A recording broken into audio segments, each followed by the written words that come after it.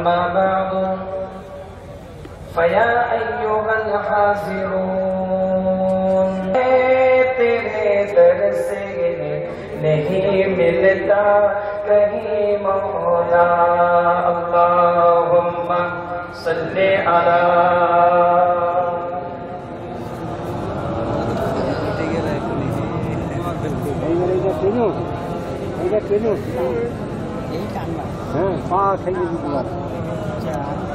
بہت ہی جنگ کے ہیں یا رب ہمارے دل کے باغوں میں بہت ہی جنگ کے ہیں یا رب ہمارے دل کے باغوں میں ہمارے دل ہوئے مردہ انہیں پی کر ہنسی مولا ہمارے دل ہوئے مردہ انہیں پی کر ہنسی مولا تیری چوکھٹ پہ سجدے کو تڑپتی ہے زبی مولا جو ملتا ہے تیرے در سے نہیں ملتا کہیں مولا چمن کو تو بچا مولا زمانے کی زفاؤں سے چمن کو تو بچا مولا زمانے کی زفاؤں سے وفا والوں سے انور کو تو کر دے ہم نصیب مولا وفا والوں سے انور کو تو کر دے ہم نصیب مولا تیری چوکھٹ پہ سجدے کو تڑپتی ہے زبی مولا اللہم صلی علی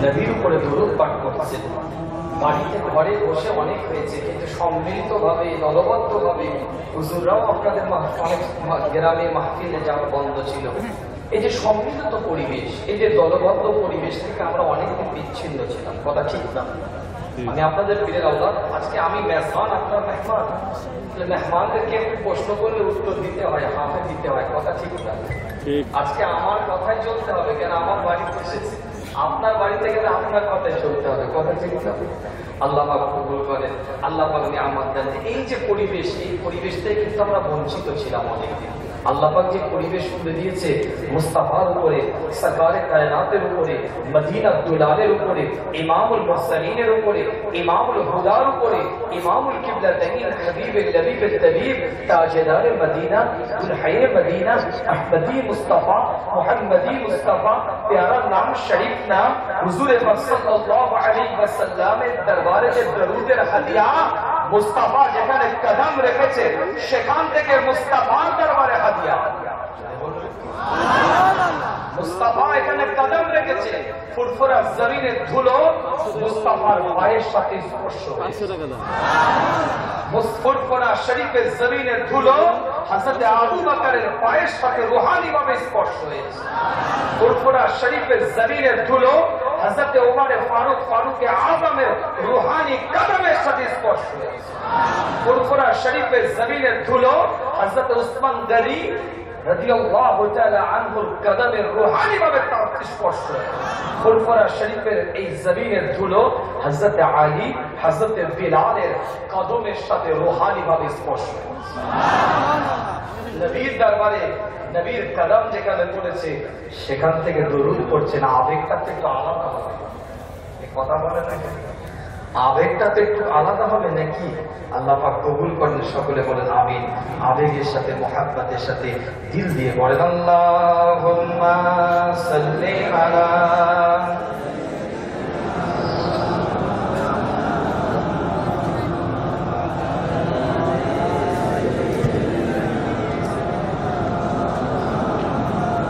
या मेरे अल्लाह या मेरे अल्लाह या मेरे अल्लाह या मेरे अल्लाह या मेरे अल्लाह या मेरे अल्लाह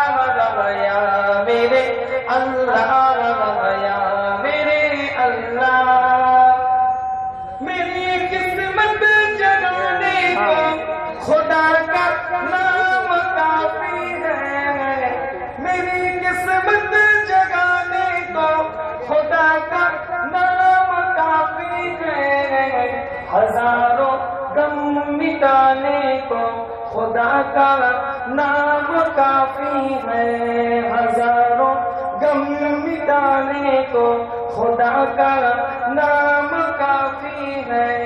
या मेरे अल्लाह, या मेरे अल्लाह, या मेरे अल्लाह, या मेरे अल्लाह, या मेरे अल्लाह, या मेरे अल्लाह, या मेरे अल्लाह, या मेरे अल्लाह। जो पूछा कमल वाले ने कहा सिद्दीक़ अकबर ने, जो पूछा कमल वाले ने कहा सिद्दीक़ अकबर ने, मेरे सारे घराने को खुदा का नाम काफी है। या मेरे अल्लाह, या मेरे अल्लाह, या मेरे अल्लाह, या मेरे अल्लाह। अल्लाहुम्मा सल्ली अला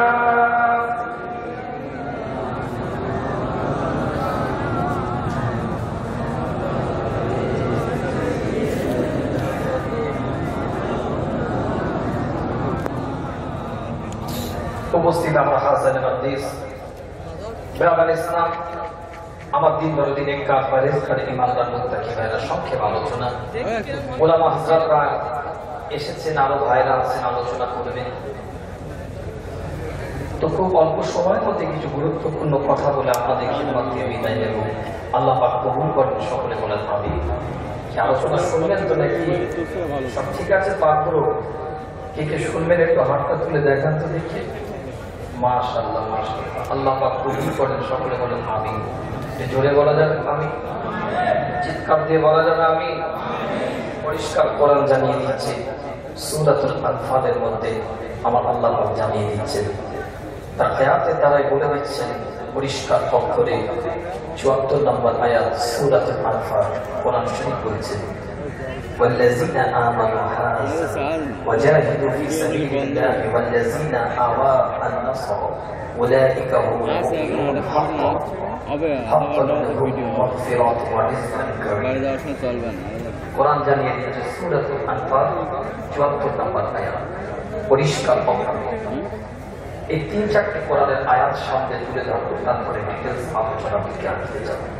আল্লাহ পাক কোরআনের মধ্যে আরো ঘোষণা দিচ্ছেন পরিষ্কার অক্ষরে। সূরাতুল বাকারা সেখানে আল্লাহ পাক জানিয়ে দিয়েছে, সূরাতুল বাকারার মধ্যে সেখানে এসেছে।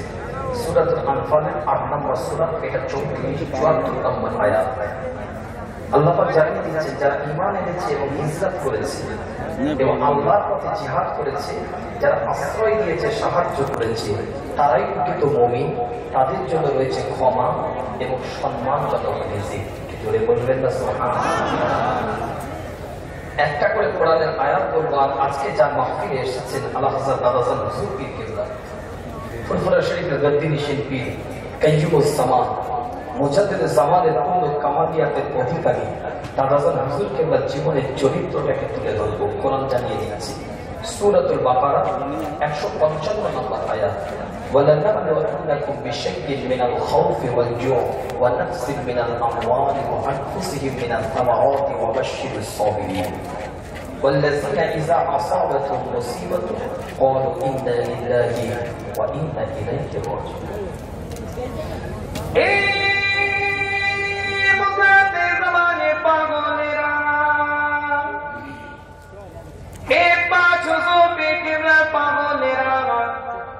আল্লাহর ওলিদের জন্য জান দেওয়ালা মানুষগুলো, আমি বলি না, কোরআন জানিয়ে দেয় পরিষ্কার করে।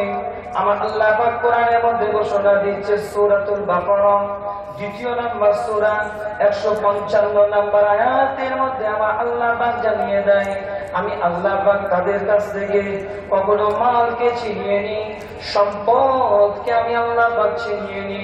আমি আল্লাহ তাদের উপরে কখনো কখনো ভয় দিয়ে দিই, ভয় সাব্যস্ত করতে থাকে, ভয় দিতে থাকে, মান ছিনিয়ে নিয়ে, সম্মান ছিনিয়ে নিই, তাদের কাছ থেকে শস্য শ্যামলাকে আমি আল্লাহ ছিনিয়ে নিই, তাদেরকে পরীক্ষা করতে থাকি। আমার আল্লাহ কোরআনের মধ্যে জানিয়ে দেয়, এই রকম মুসিবতের মধ্যে, এই রকম পরিবেশ পরিস্থিতির মধ্যে যখন তোমরা পড়বে, এইরকম মুসিবত তোমাদের মধ্যে যখন আসবে, তোমাদের মাল, তোমাদের সম্পদ যখন তোমাদের কাছ থেকে চলে যাবে, তোমাদের অর্থ যখন তোমাদের কাছ থেকে ছিনিয়ে নেওয়া হবে, তোমাদের মাল, তোমাদের জান যখন ছিনিয়ে নেওয়া হবে, এই কঠিন পরিস্থিতিতে তোমরা, এই মুসিবতের পরিস্থিতির মধ্যে তোমরা আমার জবানটা দিয়ে চিৎকার আওয়াজ দিয়ে বলবে, ইন্না লিল্লাহি ওয়া ইন্না ইলাইহি রাজিউন। এই কঠিন পরিস্থিতি, কঠিন সময় যখন তোমাদের কাছে আসবে, তখন তোমরা জবানটা দিয়ে বলবে, ইন্না লিল্লাহি ওয়া ইন্না ইলাইহি রাজিউন। আল্লাহর সম্পদ, আল্লাহর জিনিস, আল্লাহর মাল আল্লাহকে দিয়ে দিয়েছি। একটুখানি ব্যাখ্যার দিকে যাই, রুহের ব্যাখ্যা করেছে বিভিন্ন উলামা হযরতদের, ব্যাখ্যার মধ্যে রুহের পয়েন্ট এসেছে, বিভিন্ন উলামা হযরতদের পয়েন্টের মধ্যে পাওয়া যায় রূহ হচ্ছে আল্লাহর তরফ থেকে একটা আমানত। রূহ যে শব্দটা আমরা ব্যবহার করি, এই রূহ শব্দটা আল্লাহর তরফ থেকে একটা আমানত। আল্লাহর তরফ থেকে রূহটা মানুষকে দেওয়া হয়, আমানত হিসাবে দেওয়া হয়, মানুষ সেটাকে লালন পালন করে, রূহটাকে ব্যবহার করতে থাকে। ব্যবহার করতে করতে যখন রুহের সময়টা শেষ হয়ে যায়, রুহের টাইমটা যখন শেষ হয়ে যায়, রুহের সময়টা যখন এসে যায়, ওই সময় কোরআন পরিষ্কার করে জানিয়ে দেয়, সূরাতুল আল ইমরান খুলে দেখেন কোরআন শরীফের ৩য় নাম্বার সূরা ১৮৫ নাম্বার আয়াতের মধ্যে আল্লাহ পাক জানিয়ে দিচ্ছে, কুল্লু নাফসিন যায়িকাতুল মাউত, প্রত্যেকটা আত্মাকে মৃত্যুর স্বাদ চাখতে হবে। আমি বলি না, কোরআন জানিয়ে দেয়। সূরাতুল নিসা খুলে দেখেন ৮ নাম্বার সূরাতুন নিসা পরিষ্কার করে আমার আল্লাহ পাক ৭৪ নাম্বার আয়াতের মধ্যে, ৭৮ নাম্বার আয়াতের মধ্যে জানিয়ে দেয়। সূরাতুল জুমা খুলে দেখেন পরিষ্কার করে, সেখানে আমার আল্লাহ পাক জানিয়ে দেয়, এই রূহটাকে আমার আল্লাহ তার দরবারে নিয়ে চলে যায়, তার হাওয়ালা হয়ে যায়। এই রূহওয়ালা বান্দার কাছে আল্লাহ এটাই আশা করে, আমি আমানতের মাল যেটা দিয়েছিলাম, সে আমানতের মালটাকে সে কিরকম রেখেছিল, আমার আল্লাহ অ্যাজেটিক যেরকম দিয়েছিলেন, পবিত্র রূহটাকে তার নিজের কাছে রাখতে পছন্দ করে থাকে। চিৎকার দিয়ে বলবেন, অ্যাজেটিক যেরকম রূহটা আমার আল্লাহ পাক দিয়েছিলেন, ঠিক সেই রকম রূহটাকে আমার আল্লাহ পাক তার কাছে রাখাকে পছন্দ করে থাকে, তার কাছে রাখতে তিনি পছন্দ করে, অন্য রকম রাখাকে তিনি পছন্দ করবেন না। রূহটা আমি দিয়েছি আমানত হিসাবে, তুমি পালন করেছো, লালন পালন করেছো, তুমি ব্যবহার করেছো, তুমি ইউটিলাইজ করেছো। এই ইউটিলাইজ করার পরে, ব্যবহার করার পরে আমি চাইবো যেমন তোমার শরীরটার মধ্যে আমি আল্লাহ রূহটা বুকে দিয়েছিলাম, সেই রকম রূহ আমি আল্লাহ আমার দরবারে ফেরত দিতে হবে। এইরকম রূহওয়ালা মানুষগুলো যখন যায়, জমিনটাকে সাজানো হয়, আসমানটাকে সাজানো হয়, নেককার মানুষ আল্লাহর দরবারে আল্লাহর কাছে যেমন রূহ নিয়েছিল, সেই রকম রূহ তাকে ফেরত দিয়েছে। বলবেন না, চিৎকার দিয়ে বলা যাবে না। আপনি বাজার থেকে গাড়ি ভাড়া করলে, গাড়িটা ভাড়া করার পরে গাড়ি নিয়ে ঘুরছেন, ঘুরতে ঘুরতে যেমন গাড়ি তেমন তো মালিক চাইবে যে আমার কাছ থেকে যেমন মালটা নিয়েছিল সেই রকম মালটা আমাকে দে, নাকি না একটু ভেঙে চুরে ধুমমার করে সেই রকম মাল দিবে না। আপনাকে চাইতে গেলে যেমন রূহ আল্লাহ পাক দিয়েছিলেন, সেই রকম রূহটা বান্দাকে আল্লাহ দরবারে ফেরত দিতে হবে। আর আল্লাহর ওলিরা সেই রকম রূহটাই আল্লাহ তাদের ফেরত দেয়। একটু জোরে বলা যাবে না? তাদের জীবনের চরিত্রটা সেই রকম হয়ে থাকে, তাদের রূহটা কেমন হয় আমি বলছি না, কোরআন বলছে। তাদের রূহের পবিত্রতাটা কেমন হয়, তাদের রূহটা কেমন চকচক করে, তাদের রূহটা কেমন ঝকঝক করে, কাদের রূহ, কাদের কথা কোরআন বলছে একটু শোনার চেষ্টা করেন। কাদের রূহটা এত চকচক করে, কাদের রূহটা এত ঝকঝক করে, কাদের রূহটা এত পরিষ্কার থাকে। সূরাতুল আনআম কোরআন শরীফের 6 নম্বর সূরা 162 নম্বর আয়াত। আমি বলি না, কোরআন জানিয়ে দেয়। আগে যেটা বললাম সেটা হচ্ছে আল্লাহ পাকের আশা, রূহটা আল্লাহ পাক চায় পবিত্র রূহ, নেককার রূহ, মিথ্যা ছাড়া রূহ, নেককার পরেজগার রূহ আল্লাহ পাক চায়। সূরাতুল আনআমটা খুলে দেখে নেন। আমি বলি না, কোরআন পরিষ্কার করে জানিয়ে দেয়, কুলিন্না সলাতি ওয়া নুসুকি ওয়া মাহইয়ায়া ওয়া মামাতি লিল্লাহি রাব্বিল আলামিন। তাদের রূহটাই পরিষ্কার থাকবে, তাদের রূহটাই আয়নার মতন চকচক করতে থাকবে, যাদের অন্তরের মধ্যে কুলিন্না সলাতি ওয়া নুসুকি ওয়া মাহইয়ায়া ওয়া মামাতি লিল্লাহি রাব্বিল আলামিন। যাদের নামাজটা আল্লাহর জন্য হতে থাকে, যাদের কুরবানিটা আল্লাহর জন্য হতে থাকে, যাদের ইবাদতটা আল্লাহর জন্য হতে থাকে, তাদের রূহটা পরিষ্কার চকচক আল্লাহর দরবারে ফিরে যায়। জোরে বলবেন না, চিৎকার দিয়ে বলা যাবে না। আমি বলি না, কোরআন বলে। আবার কোরআন ঘোষণা দিয়ে দেয় তাদের রূহটা পরিষ্কার যায়। সূরাতুল বাকারা কোরআন শরীফের 2 নম্বর সূরা 207 নম্বর আয়াতটা বলে দেখে নেন। ওয়া মিনান নাসি মান ইয়াশরি নাফসাহু বিতিগা মারাদাতিল্লাহি ওয়াল্লাহু রাউফুম বিল ইবাদ।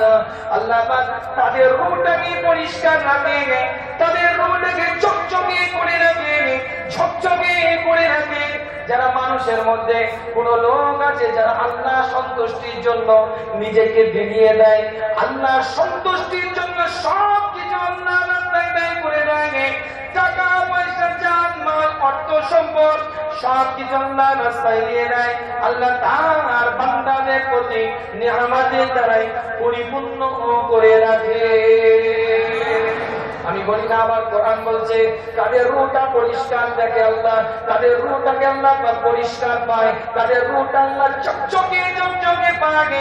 যেমন রূহটা দিয়েছিল বাচ্চা ছেলে, 1 দিনের বাচ্চা ছেলে, 2 দিনের বাচ্চা ছেলে, 1 মাসের মাসুম বাচ্চার শরীরটার মধ্যে যেমন রূহটা চকচকে পরিষ্কার পরিচ্ছন্ন, ওই রকম রূহ তাদের আল্লাহ দরবারে ফিরে যায়। আমি বলি না, কোরআন বলে। সূরাতুল আনআম খুলে দেখেন 6 নম্বর আয়াত, 79 নম্বর আয়াত, 79 নম্বর আয়াত, 6 নম্বর সূরা। পরিষ্কার কোরআন জানিয়ে দেয়, ইন্নী ওয়াজ্জাহতু ওয়াজহিয়া লিল্লাযী ফাতারাস সামাওয়াতি ওয়াল আরদি হানিফা ওয়া মা আনা মিনাল মুশরিকিন। সকলেই এটা জানি আমরা, সেই রূহটাকে আমার আল্লাহ পাক পরিষ্কার রাখে, যাদের কলিজার মধ্যে, অন্তরের মধ্যে এই রকম নিয়ামতটা থাকে, অন্তরের মধ্যে এই রকম মর্যাদা থাকে। শুধু তাই নয়, আমি আবারও কোরআন দলিল দিই। সূরাতুল লাইল বলে দেখেন 92 নম্বর সূরা 20 থেকে 21 নম্বর আয়াত। আমার আল্লাহ পাক কোরআনের মধ্যে পরিষ্কার জানিয়ে দেন, ইল্লাম তাওয়া ওয়াজহি রাব্বিহি আ'লা ফাসাউফা ইয়াউদু ফাসাউফা ইয়াউদু। আমি বলি না, কোরআন জানিয়ে দেয় কেবল তারাই মহান রবের সন্তুষ্টির প্রত্যাশা করে, মহান রবের সন্তুষ্টির প্রত্যাশা করে, আর অচিরে সেই সন্তুষ্টি লাভ তারাই করতে থাকবে। চিৎকার দিয়ে বলা যাবে না। শুধু কোরআন বলছে, প্রত্যেকটা কোরআনে দলিল দিয়ে যায়। আবার সূরাতুল ইয়াসিন খুলে দেখেন, কোরআন শরীফের 36 নম্বর সূরা 22 নম্বর আয়াতের মধ্যে আল্লাহ পাক জানিয়ে দেয়, পরিষ্কার করে কোরআন জানিয়ে দেয়। একটা কোন একটা দলিল এসেছে, আজকে সংক্ষেপ আপনাদের মাঝে আলোচনা।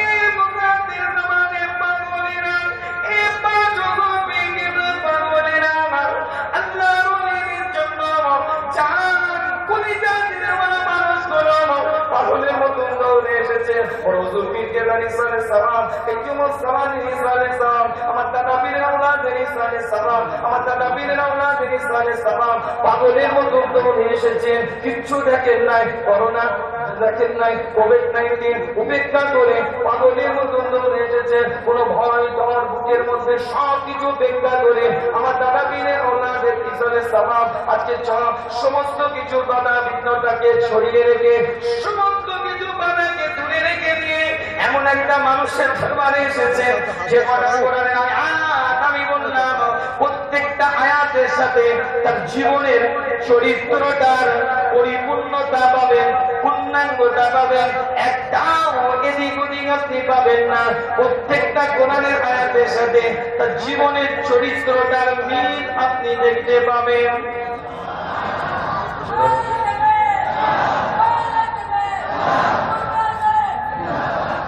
যদি বলেন কিভাবে একটু প্রশ্ন করেন, যদি একটা পর একটা উত্তর দেবো আপনাদেরকে। আগে তার আগে একটু বোঝানোর চেষ্টা করি।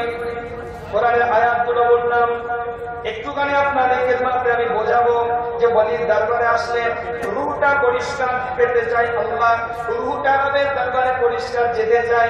কাদের রূহটা পরিষ্কার পাবেন, কাদের রূহটা আপনি পরিষ্কার পাবেন, এই একটা সাবজেক্টের উপরে আমি আলোচনা করব। কিতাবটা খুলে দেখেন, আউলিয়া ওলিদের দরবারে এসেছেন। এই ওলিদের দরবারে এসে আমরা বুঝতে হবে আল্লাহ পাক বিভিন্ন ভাবে অলৌকিকতাটাকে বিভিন্ন ভাবে ভাগ করেছে। আমরা খুবই কমন এবং মশহুর একটা আয়াত, আলা ইন্না আউলিয়াল্লাহি লা খাউফুন আলাইহিম ওয়া লা হুম ইয়াহজানুন, এটা খুব একটা কমন এবং মশহুর একটা আয়াত। এটা দ্বারাই বোঝা যায় আল্লাহর ওলিদের কোনো ভয় থাকে না। কিন্তু একটুখানি বোঝার চেষ্টা করেন, নবী রাসূলদেরকে আল্লাহ পাক নবুয়তের আগে যেইগুলো দেখিয়ে গেছেন সেইগুলোকে ইহরাফ বলা হয়।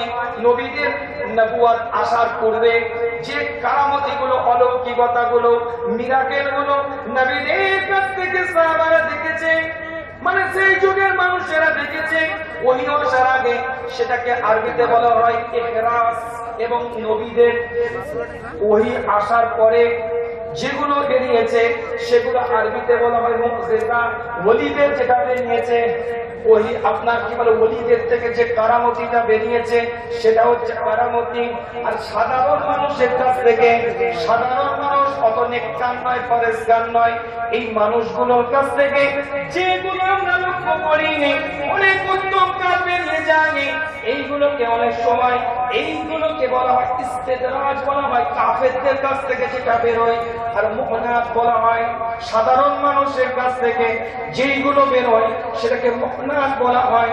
কাফেরদের কাছ থেকে যে অলৌকিকতা বেরোয় সেইগুলোকে ইস্তেদরাজ বলা হয়। এই 5 ভাগে ভাগ করা হয়েছে। আলোচনা বুঝতে পারছেন? রূহটা পরিষ্কার, এই রূহটা পরিষ্কার করতে গিয়ে আমরা অনেকে মনে করি কারামতির ব্যাপার। নবীদের মুজিজা বেরিয়েছে ওহী আসার পরে, এটাকে মুজিজা বলতে হবে। ওহী আসার পূর্বে যেটা বেরিয়েছে এটা মুজিজা নয়। ওলিদের থেকে যেটা এসেছে এটা কারামত, এবং কাফেরদের কাছ থেকে যেটা বেরিয়েছে সেটা ইস্তেদরাজ। অনেক সাধারণ মানুষদের কাছ থেকে ভালো কাজ বেরিয়ে যাবে, অনেক সাধারণ মানুষের কাছ থেকে অনেক ভালো কাজ বেরিয়ে যেতে পারে, অবাক হয়ে যাবে। কি ব্যাপার? সাধারণ মানুষের কাছ থেকে এরা বেরিয়েছে, কেতাব দেখেন পরিষ্কার করে আছে। আল্লাহ নবী আল্লাহ রাসূল জানিয়ে দিয়েছেন, বিভিন্ন হাদিসের রিওয়ায়াতে এসেছে। আমি সেদিকে যাব না, একটা ছোট্ট কথা বলবো। দাতা গঞ্জ বখশ কাশফুল মাহজুব বলে একটা কিতাব আছে, দাতা গঞ্জ বখশ। তিনি তার কিতাবের মধ্যে লিখছেন, কাশফুল মাহজুব বলে একটা কিতাব আছে। সেই কিতাবের মধ্যে তিনি লিখছেন, সেই যুগে একটা বড় শায়েখ ছিলেন, বড় নেককার বান্দা, ওলি বান্দা ছিল। সে ওলি বান্দার নাম হচ্ছে শেখ আলী আল খাওয়াইশ। শেখ আলী আল খাওয়াইশ সেই যুগে একজন বিশাল নেককার। শেখ আলী আল খাওয়াইশের কাছে একজন এসে বলছে, আমি আপনার সোহবতে বসতে চাই, আমি আপনার সোহবতে থাকতে চাই। এই মুজাদ্দিদের জামানে পাগলেরা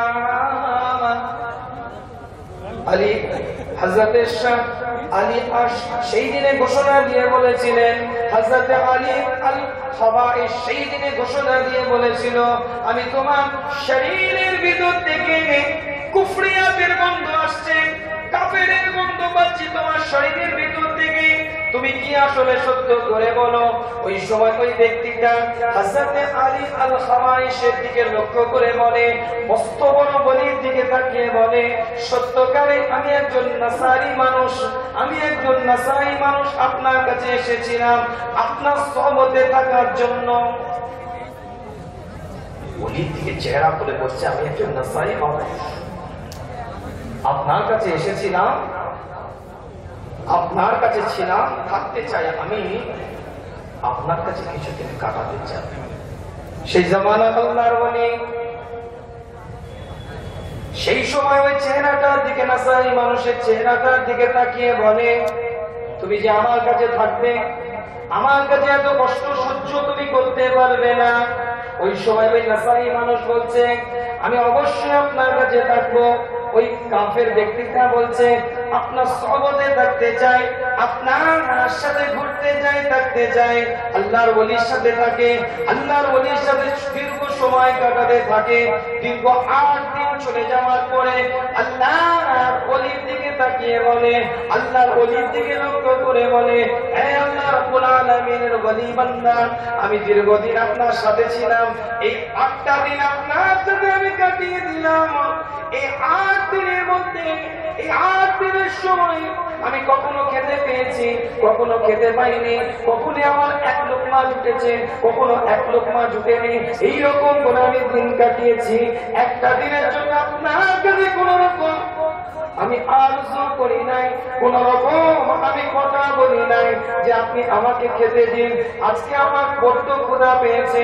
আপনি একটু আপনার আল্লাহকে বলেন না, আপনি একটু আপনার মাওলাকে বলেন না, একটু সিজদায় পড়ে একটু দোয়া চান না, একটু সিজদায় পড়ে দিয়ে আল্লাহকে ফরিয়াদ আপনি একটু করেন, একটু দোয়া আপনি মাগেন, একটু দোয়া আপনি চান। আল্লাহর ওলি সিজদার মধ্যে পড়ে যায়, আল্লাহর ওলি সিজদার মধ্যে পড়ে গিয়ে আল্লাহর কাছে দোয়াটা মানতে থাকে, আল্লাহর কাছে দোয়াটা চাইতে থাকে। আল্লাহর হুকুমে আল্লাহর ওলির সামনে জান্নাত থেকে 2 গিলাস শরবত আল্লাহ দিয়েছে, আর 2টো রুটি আমার আল্লাহর তরফ থেকে ওলির দরবারে আমার আল্লাহ সঙ্গে সঙ্গে হাজিরা করে দেয়।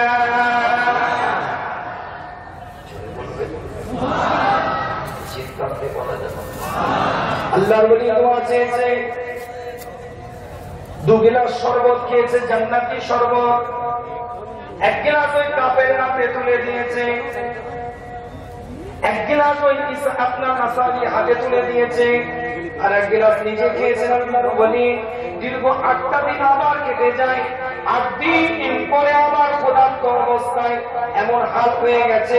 আল্লাহর ওলি চিন্তা করে, আবার যদি আমাকে বলে, আবার যদি আমাকে আরজ করে, আবার যদি আমাকে বলতে থাকে, আমি আবার তাকে আগে থেকেই বলি। ওই সময় আল্লাহর ওলি ওই কাফেরের দিকে তাকিয়ে, ওই মুশরিকের দিকে তাকিয়ে বলে, তুমি একটু দোয়া চাও। কথা বুঝতে পারছেন না? আলোচনা বুঝতে পারছে? কারামতি ইস্তেদরাজ এর পার্থক্যটা বোঝাচ্ছে। ওলির দরবারে দাঁড়িয়ে আছে, আল্লাহর ওলি বলে, আপনি একটু দোয়াটা চান, আপনি একটু ফরিয়াদটা করেন, আপনি একটু দোয়াটা মাঙ্গেন। আপনি আল্লাহকে দোয়া করেন। সিজদার মধ্যে পড়ে গিয়েছে কাফেরটা, সিজদার মধ্যে পড়ে গিয়েছে মুশরিকটা। আল্লাহর দরবারে দোয়াটা মাঙ্গে, আল্লাহর দরবারে ফরিয়াদটা করে, আল্লাহর দরবারে দোয়া চাইছে। হঠাৎ করে লক্ষ্য করে দেখতে পাওয়া যায় জান্নাত থেকে 2 পেয়ালা, 4 পেয়ালা শরবত এসেছে, আর 4টে রুটি আল্লাহ দিয়েছে। এই সময় আল্লাহর ওলি ওই ব্যক্তিটার দিকে তাকিয়ে বলে, তোমার চাওয়া তো আমি খেতে পারবো না, ইস্তেদরাজের খানা আমি বলি তো খেতে পারি না, ইস্তেদরাজের খানা আমি তো খেতে পারি না, এই জাদুর খানা তো আমি খেতে পারি না। ওই সময় আল্লাহর ওলির দিকে তাকিয়ে ওই কাফের বান্দাটা ওলির দিকে লক্ষ্য করে বলে, আমি যখন সিজদার মধ্যে পড়ে গেলাম, আমি যখন সিজদায় চলে গেলাম, আল্লাহর কাছে আমি দোয়া চাইলাম, আপনার আল্লাহর কাছে আমি এই ফরিয়াদটা করেছিলাম, ইসলাম যদি সত্য হয়, শরিয়াত যদি সত্য হয়, দ্বীন যদি শরিয়াত সত্য হয়, কোরআন যদি সত্য হয়, আপনার শরিয়াত যদি সত্য হয়, আল্লাহ আপনি আমাকে রুটি দিবেন, আল্লাহ আপনি আমাকে শরবত দিবেন। ইসলামে এই বলি যদি সত্য হয়, এই বলি সদকায়, আল্লাহ তুমি আমাকে রুটি দিও, তুমি আমাকে শরবত দিও। এই বলি হাতটা বাড়িয়ে দেন, কালমা পড়িয়ে নেন, আপনার ইসলাম সত্য আর আপনি আল্লাহর ওলি, এটাও সত্য। তাই আমি শরবতও পেয়েছি, জান্নাতি রুটি পেয়েছি, হাতটা বাড়িয়ে দেন, কালমা শাহাদাত আমি পড়ে নিই।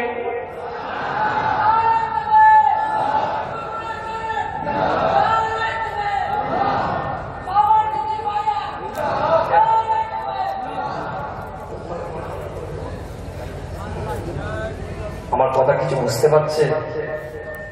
আলোচনা বুঝতে পারছেন? তাদের সম্পর্কে ফারিস্তাদের সাথে আল্লাহ কথা বলছে।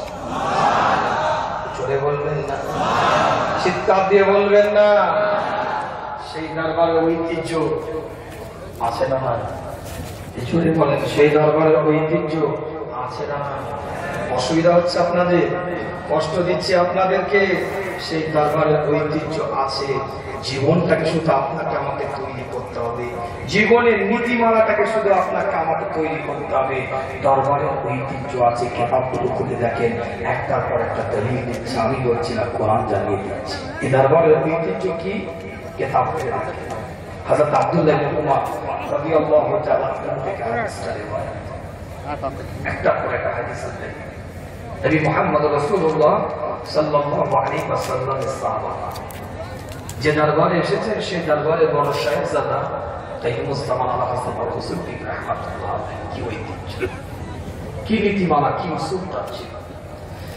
এই মুজাদ্দিদ জামানের পাগলেরা, এই পাঁচ হুজুরের পাগলেরা, আল্লাহর ওলিদের জন্য জান দেওয়ালা মানুষগুলো, আল্লাহর নবী মুহাম্মদ রাসূলুল্লাহ সাল্লাল্লাহু আলাইহি ওয়াসাল্লামের সাহাবা হযরত আব্দুল্লাহ ইবনে উমর রাদিয়াল্লাহু তাআলা আনহু থেকে হাদিসটা রিওয়ায়াত করা হয়েছে।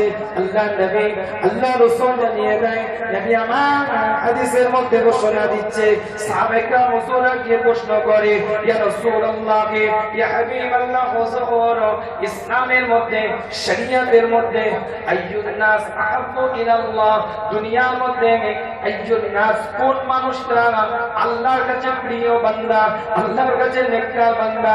আমার সাহাবায়ে কেরাম হুজুর প্রশ্ন করে, আইয়ুল আমালে আহাব্বু ইলাল্লাহ, আল্লাহর কাছে কোন আমলটা সবথেকে প্রিয় আমল? আল্লাহ রাসূল সাহাবায়ে কেরাম হুজুরদের সাথে আলাপ আলোচনা করে, নবী আমার সাহাবায়ে কেরাম হুজুরদের দিকে লক্ষ্য করে, সাহাবায়ে কেরাম হুজুরদের দিকে তাকিয়ে বলে, দুনিয়ার মধ্যে, পৃথিবীর মধ্যে আল্লাহর কাছে ওই মানুষটা সবথেকে প্রিয় মানুষ, ওই ব্যক্তিটা সবথেকে প্রিয় মানুষ, ওই মানুষটা সবথেকে উত্তম মানুষ, যে মানুষটা অপরের উপকারে আসে, অপরের সহযোগিতায় আসে, অপরের হেল্প করে, অপরকে নিঃস্বার্থে সাহায্য করে, কোন ডান দিক থেকে না বাম দিক থেকে না, নিঃস্বার্থে অপরকে সাহায্য করতে থাকে। পৃথিবীর মধ্যে আল্লাহর কাছে ওই ব্যক্তিটা সবথেকে নেককার ব্যক্তি হিসাবে বিবেচিত হয়। মানে আওয়াজ নেই, তো চিৎকার দিয়ে বলা যাবে। সাহাবায়ে কেরাম হুজুররা আবার প্রশ্ন করে, আইয়ুল আমালে আহাব্বু ইলাল্লাহ, আল্লাহর কাছে কোন আমলটা সবথেকে প্রিয় আমল, কোন আমলটা নেককার আমল, কোন আমলটা সবথেকে প্রিয় আমল? সাহাবায়ে কেরাম হুজুরদের দিকে লক্ষ্য করে নবী আমার শোনা দিয়ে দেয়, ওই ব্যক্তিটা যে মানুষটা উপকার করে, যে ব্যক্তিটা যার উপকার করতে থাকে, যাকে সাহায্য করে, যার উপকার করে, ওই মানুষটা উপকৃত হওয়ার পরে জবানটা দিয়ে দেয়, হাসিটা দিয়ে দেয়, উপকৃত হওয়ার পরে হেল্পটা নেওয়ার পরে জবান দিয়ে যখন একটু হাসি বেরিয়ে যায়, এই হাসি নামক আমলটা আল্লাহর কাছে সব থেকে বেশি প্রিয়।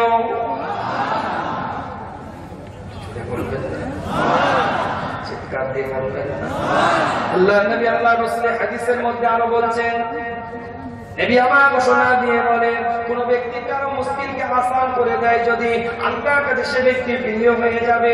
যদি কেউ কারো ভোকা ক্ষুধার্ত মানুষকে যদি খোদা দিয়ে দেয়, খাবারের থলিটা হাতে তুলে দেয়, খাবারটা যদি তার হাতের মধ্যে উঠিয়ে দেয়, আল্লাহর কাছে প্রিয় হয়ে যাবে।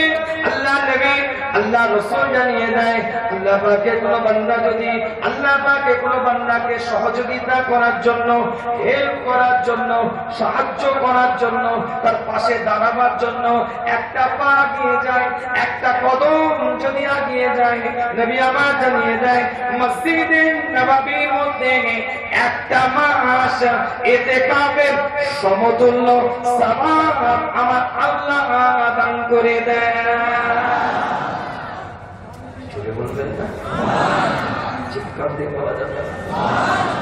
আমাদের হুজুর পীর কেবলা রাহমাতুল্লাহ আলাইহি গ্রামে বসে বলে যাচ্ছি, পাড়াতে বসে বলে যাচ্ছি, 24 পরগনা নয়, হাওড়া জেলা নয়, মেদিনীপুর নয়, পুরুলিয়া নয়, নিজ এলাকায় বসে বলছি, নিজ জায়গায় বসে বলছি, নিজ মাতৃভূমিতে বসে বলে যাচ্ছি, বুকটা টুকে বলে যাচ্ছি।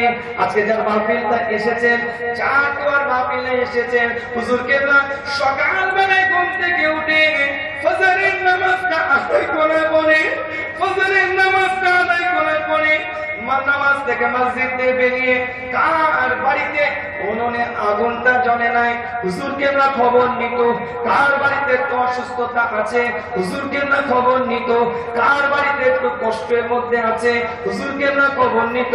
হুজুর যখন সফরে চলে যেতেন, সফর থেকে বাড়িতে আসার পরে বিভিন্ন লোকদেরকে হুজুর পাঠিয়ে দিতেন, পাঠিয়ে দিয়ে সেখানে প্রশ্ন করতে বলতেন, যাও জিজ্ঞাসা করো তার বাড়ির অবস্থাটা কি, তাকে গিয়ে কিছু সামান দিয়ে আসো।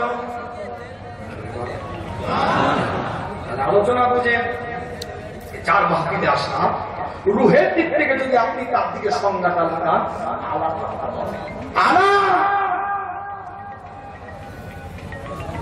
হুকুকুন নাসের দিক থেকে যদি তার দিকে ডেফিনেশনটা লাগান, সংজ্ঞাটা লাগান, মানুষ হিসাবে তিনি মানুষের পাশে কেমন দাঁড়িয়েছিলেন, ব্যক্তি হিসাবে তিনি মানুষের পাশে কেমন দাঁড়িয়েছিলেন, এইরকম যদি ডেফিনেশন সংজ্ঞায় যান, আপনি আপনার পীরকে আলা পাবেন। আলা জোরে বলেন না, জোরে বলা যাবে না, চিৎকার দিয়ে বলা যাবে না।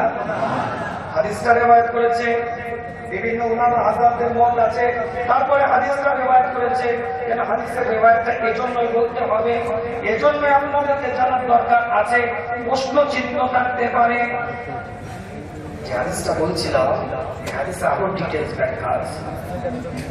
আল্লাহ নবী এই হাদিসের মধ্যে আরেকটা কথা বলছেন, যে রোগ, এই রোগী মানুষের পাশে যারা দাঁড়ায় এবং তার সাথে সাথে রাগ থাকার পরে যে কন্ট্রোল করে নিতে পারে রাগটাকে, যে নিজের মধ্যে সয়ে নিতে পারে। আর একটা বিষয়, প্রতিশোধ দেওয়ার ক্ষমতা থাকার পরেও হুজুর বলছেন, এই হাদিসের মধ্যে যে হাদিসটা বললাম, এই হাদিসটা ইমাম তাবরানী মাউজাউল আওসাত বলে একটা কিতাব আছে, মাউজাউল আওসাত কিতাবে 6026 নম্বর হাদিস। ইমাম ইবনে দুনিয়া কাযাউল হাওয়াইজ বলে একটা কিতাব আছে, হাসান হাদিস 36 নম্বর হাদিস। পরিষ্কার খবর এসেছে, প্রতিশোধ নেওয়ার ক্ষমতা থাকার পরেও, আল্লাহ রাসূল বলছেন, প্রতিশোধ নেওয়ার ক্ষমতা থাকার পরেও যে প্রতিশোধটা নেয় না, প্রতিশোধ নেওয়া থেকে দূরে থাকে, প্রতিশোধ নেওয়া থেকে নিজেকে দূরে রাখে, পৃথিবীর মধ্যে ওই মানুষটা আল্লাহর কাছে শ্রেষ্ঠ। আমার আল্লাহ তাকে কিয়ামতের দিনে সাজা দেবে। চিৎকার দিয়ে বলবেন না, মাক্তাবে কাইয়ুম, কাইয়ুমুজ জামান আলা হযরত হুজুর পীর কেবলা রাহমাতুল্লাহ আলাইহি ঈসারে সাহেব এসেছেন। হুজুর কেবলা এমন মানুষ ছিল, হুজুর কেবলা প্রতিশোধ নেওয়ার ক্ষমতা থাকলেও প্রতিশোধ নেওয়ার চেষ্টা হুজুর করতেন না। হাদিসের রিওয়ায়াতের দিকে তাকিয়ে দেখেন, এমন একটা মাহফিলে এসেছেন, এমন একটা হুজুরের দরবারে এসেছেন, এমন একটা ব্যক্তির দরবারে এসেছেন, এমন একটা ব্যক্তির দরবারে এসেছেন, আল্লাহ পাক যাকে কবুল করেছেন, নিয়ামতের দ্বারা পরিপূর্ণ করে মর্যাদাওয়ালা মার্তাবাওয়ালা বানিয়েছেন। এই হাদিসটা রিওয়ায়াত করছে পরিষ্কার অক্ষরে আল্লাহ নবী, আল্লাহ রাসূল হুজুরে পাক সাল্লাল্লাহু আলাইহি ওয়াসাল্লামের এই হাদিসের ইবারতটা করে দেখেন কি লেখা আছে। পরিষ্কার অক্ষরে আপনি দেখতে পাবেন ওলিদের শান, ওলিদের মর্যাদা সম্পর্কে আলোচনা করতে গিয়ে পরিষ্কার অক্ষরে লেখা আছে হিলিয়াতুল আউলিয়া। হিলিয়াতুল আউলিয়া বলে একটা কিতাব আছে। এই হিলিয়াতুল আউলিয়া ইমাম হাকিম তার মুস্তাদরাক কিতাবের মধ্যে লিখছে, ইমাম তাবরানী পরিষ্কার করে আল মুজামুল কবীর বলে একটা কিতাব আছে তার মধ্যে লিখছে, আল বাসার তার মুস্তাদরাকে লিখেছে, ইমাম আহমদ বিন হাম্বল তার নিজের মুস্তাদরাক তার কিতাবের মধ্যে লিখছেন। আল্লাহ নবী আল্লাহ রাসূল এটা আপনারা বলে দেখেন আল্লাহ নবী নবী মুহাম্মদ রাসূলুল্লাহ সাল্লাল্লাহু আলাইহি ওয়াসাল্লাম ঘোষণা দিয়ে বলেন, আল্লাহ পাকের বান্দাদের মধ্যে থেকে এমন 300 বান্দা আছে, সংখ্যা দিয়ে আমার রাসূল বলছেন এমন 300 বান্দা আল্লাহর বান্দাদের মধ্যে আছে, এই 300 বান্দাদের অন্তর কলিজাটা হযরত আদম আলাইহিস সালাতু আসসালামের মতন আল্লাহ পাকের বান্দাদের মধ্যে এমন 40 জন বান্দা আছে যাদের অন্তরটা, যাদের কলিজাটা হযরত মূসা আলাইহিস সালাতু আসসালামের মতন আল্লাহ পাকের বান্দাদের মধ্যে এমন 7 জন বান্দা আছে যাদের অন্তরটা, যাদের কলিজাটা হযরত ইব্রাহিম আলাইহিস সালাতু আসসালামের মতো আল্লাহ পাকের বান্দাদের মধ্যে থেকে এমন একটা বান্দা 5 জন আছে যাদের অন্তরটা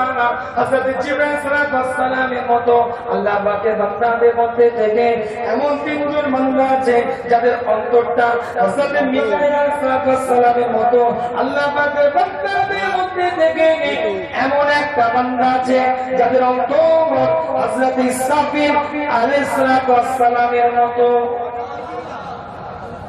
চলে বললেন এটা হাদিস কি বললেন? আল্লাহ পাকের বান্দাদের মধ্যে এমন কিছু বান্দা আছে যাদের অন্তরটা 300 জনের হযরত আদমের মতো, 40 জনের হযরত ইব্রাহিমের মতো, 7 জনের 40 জন হযরত মূসা আলাইহিস সালামের মতো, 7 জন হযরত ইব্রাহিম আলাইহিস সালামের মতো। এভাবে ঘোষণা দিয়েছে কে? নবী মুহাম্মদ রাসূলুল্লাহ সাল্লাল্লাহু আলাইহি ওয়াসাল্লাম। নবী আমার জানিয়ে দেয় পরিষ্কার করে লেখা আছে, আল্লাহ নবী আল্লাহ রাসূল সাহাবে কেরামের দিকে লক্ষ্য করে বলেন, ইয়া রাসূলুল্লাহ ইয়া হাবিবাল্লাহ, সাহাবে কেরাম চিৎকার দিয়ে বলে